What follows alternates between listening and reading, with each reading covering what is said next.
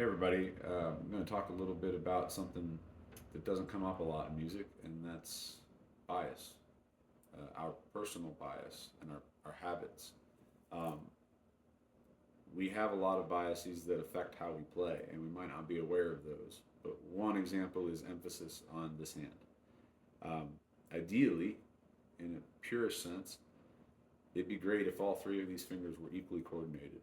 If I could pluck just as hard, just as accurately, just as cleanly, just as fast, and frequently with each finger. That gives me ultimate flexibility, fluency, no matter where I am in the roll pattern.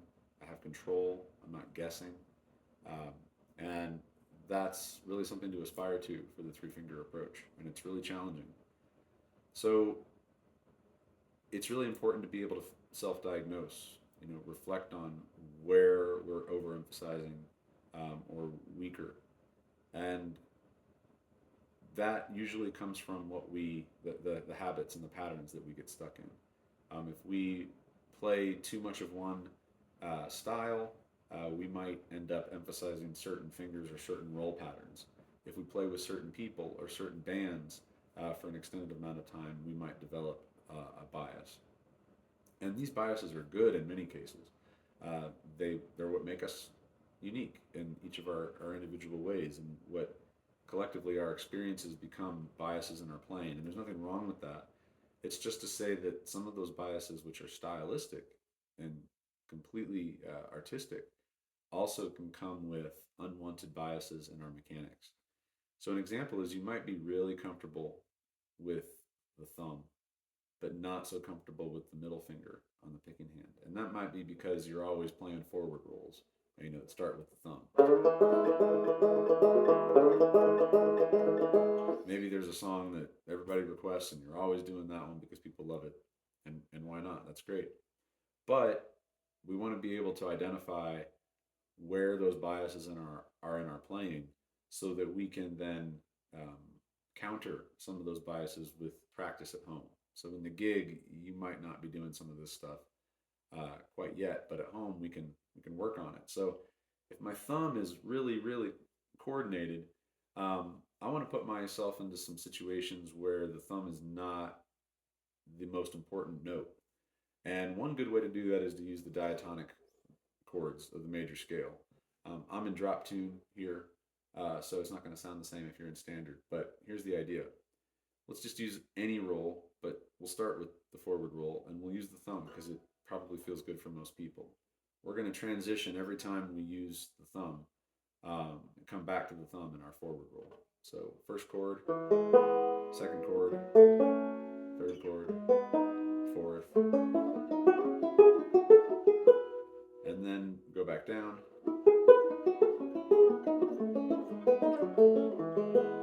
And then we're going to do the same thing because that felt pretty good, but we're going to emphasize the index finger. So every time I shift chords, I'm going to use the index finger to play the first note of that chord.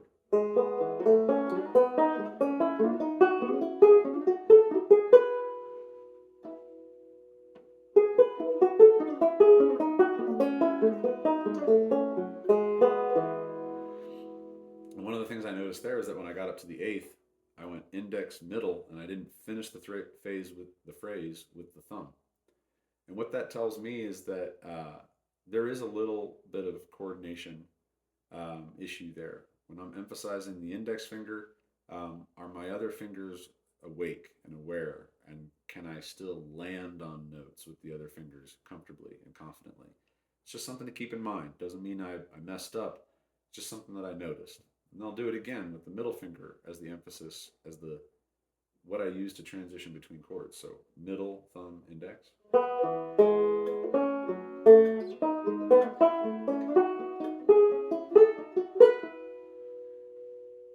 And I did it again there. I didn't finish the phrase. I went middle, thumb, and I didn't finish the phrase at the top. And it should have been finish on the index. I'll go back down. Oh, see, now I'm getting in my head a little bit.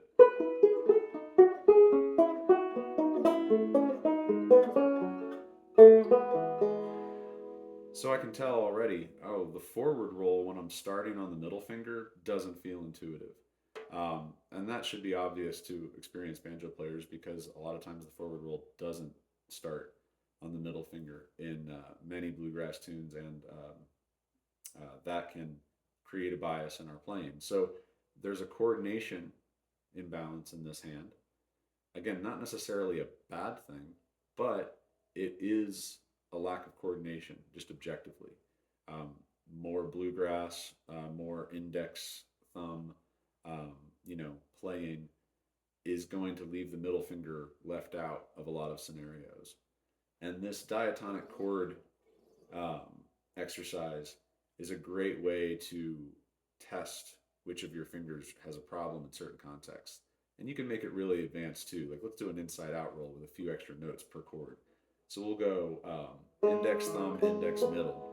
And every time I sing, I play a chord, I'll do that.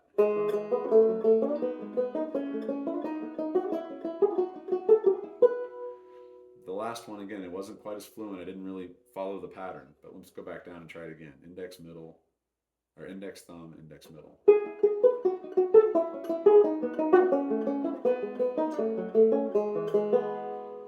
And that felt pretty good. So, it wasn't perfect, but I'm just noticing. It's not overly critical. It's not, I'm not congratulating myself constantly on a job well done, but I'm just observing and reflecting on where my coordination issues might happen. And then I keep mental notes and just keep thinking through that. Practice some things in jams where maybe you're going to roll only using the index and middle during a slow song. And that's going to be a way for you to practice and emphasize because you noticed at home when you were reflecting and practicing that, oh, that's something I could work on a bit.